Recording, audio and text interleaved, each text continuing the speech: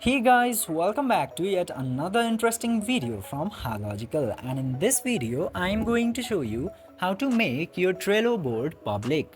So without any further ado, let's dive right into this exciting video.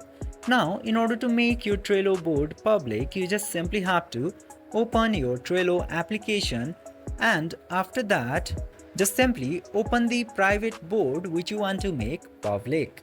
And after opening the board, just simply tap into these three dots into the top right corner.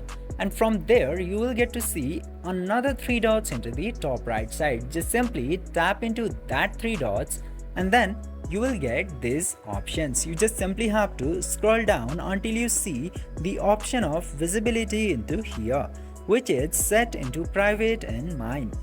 Just simply tap into that visibility option and then you will get three options into here.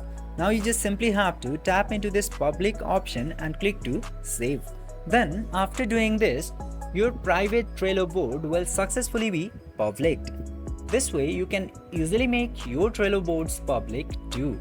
I hope this video was helpful for you. If yes, don't forget to like, share and subscribe to the channel to never miss another update. Thank you for watching the video.